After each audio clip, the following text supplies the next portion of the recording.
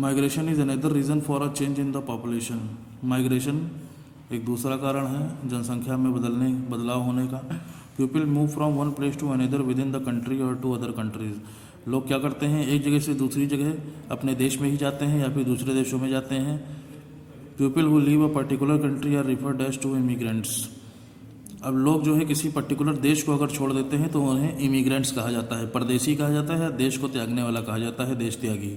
People who arrive in a country. अब लोग जो दूसरे देश में आते हैं किसी, उन्हें इमिग्रेंट्स या अप्रवासी कहा जाता है। जो दूसरे देश से आते हैं उनको इमिग्रेंट्स कहते हैं और जो दूसरे देशों में जाते हैं उन्हें एमिग्रेंट्स कहते हैं।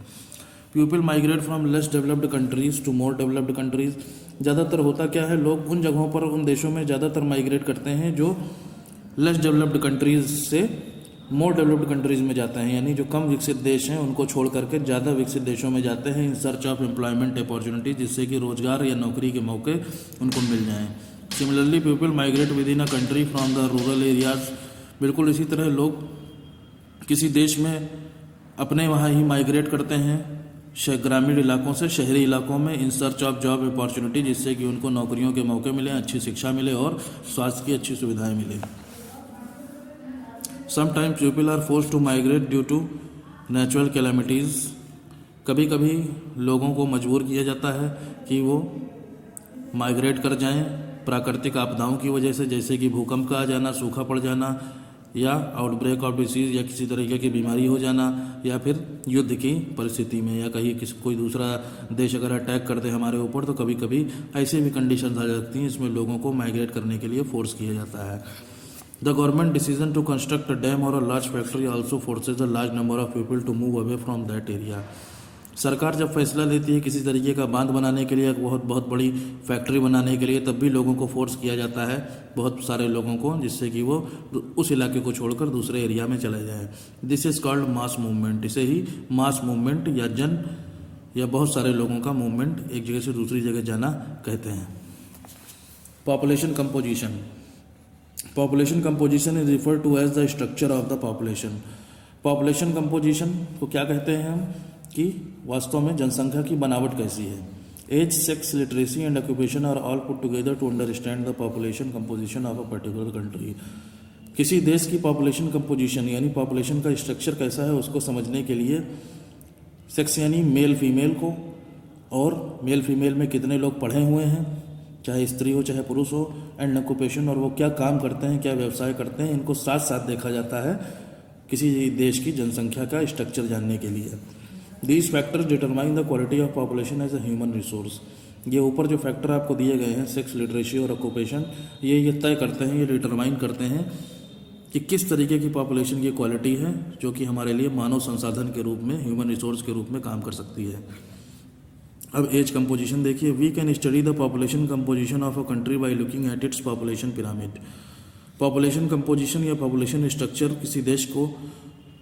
किसी देश का पॉपुलेशन स्ट्रक्चर जो है उसकी स्टडी करने के लिए हम नीचे दिए गया पॉपुलेशन पिरामिड देखेंगे। It is also known as the age sex pyramid. इसे एज सेक्स पिरामिड के नाम से भी जाना जाता है।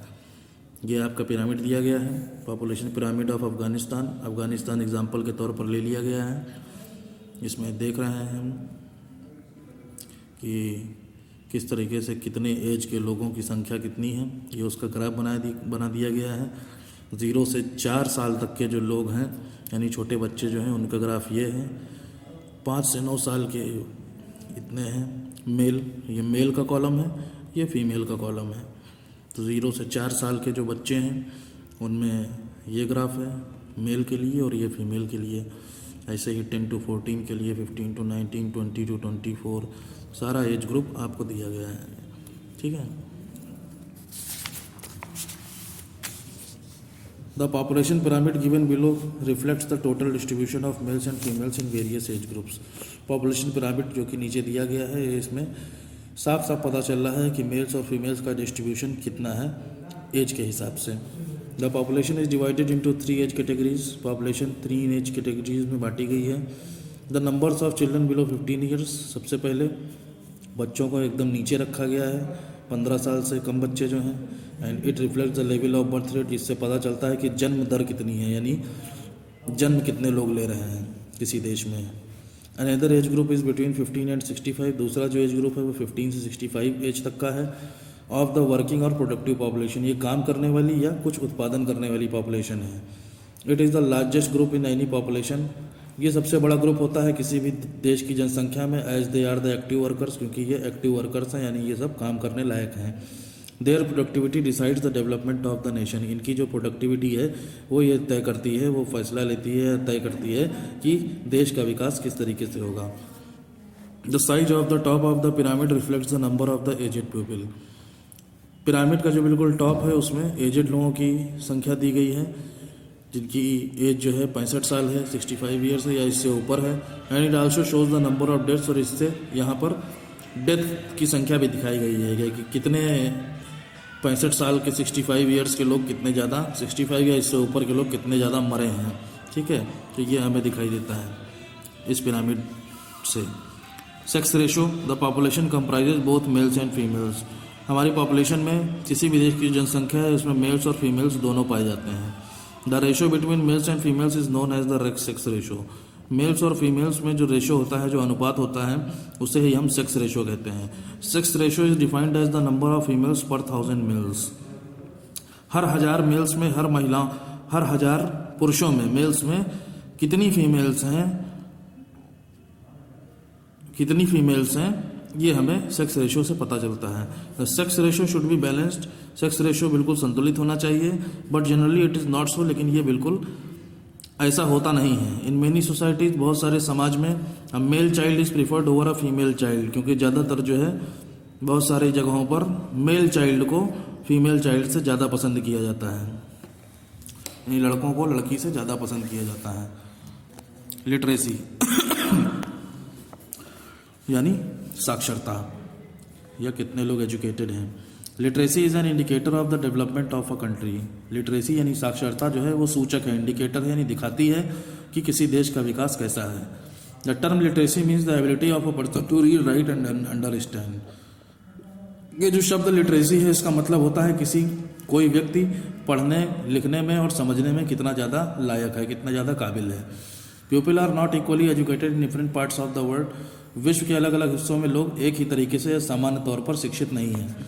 इट इज़ ऑब्जर्व, ऐसा देखा गया है, that literacy levels are high in developed countries, कि जो साक्षरता का स्तर है, जो लेवल है, वो विकसित देशों में ज़्यादा है in comparison to developing and under developed countries, यानी विकास कर रहे देशों से और जो विकसित नहीं है ऐसे देशों की अपेक्षा लिटरेसी लेवल डेवलप्ड कंट्रीज़ में ज़्यादा पाया गया है। Even within a country urban areas have higher literacy rates, यहाँ तक कि किसी देश की अगर हम बात करें तो शहरी इलाके हैं वहाँ पर लिटरेसी रेट ज़्यादा होता है, यानी साक्षरता दर ज़्यादा होती है ग्रामीण एरियाज़ की अपेक्षा। Also literacy rate is higher among males than females, literacy rate ये भी देखा गया है कि जो लिटरेसी रेट है, जो साक्षरता दर है, वो फीमेल्स की अपेक्षा मेल्स में ज़्यादा होता है। अकॉर्डिंग टू द 2011 सेंसस, 2011 की जनगणना के अनुसार, सेंसस मतलब पॉपुलेशन काउंटिंग, ठीक है, जनगणना के अनुसार the literacy rate of India, Bharat की जो साक्षरता दर थी वो 74.4% थी, 04% थी। Healthy and educated people are a great resource for a country, स्वस्थ और शिक्षित लोग जो हैं वो किसी देश का बहुत बड़ा संसाधन होते हैं। We are fortunate enough to have a large number of population in India, हम बहुत ही सौभाग्यशाली हैं, या हमारा बहुत ही सौभाग्य है कि हमारे यहाँ की जो भारत की जो जनसंख्या है वो बहुत बड़ी जनसंख्या है। Which could be converted into the greatest resource, जिसको कि एक बहुत बड़े संसाधन के रूप में कन्वर्ट किया जा सकता है, बदला जा सकता है। ये हो गया आपका chapter. Thank you very much. Next on next term.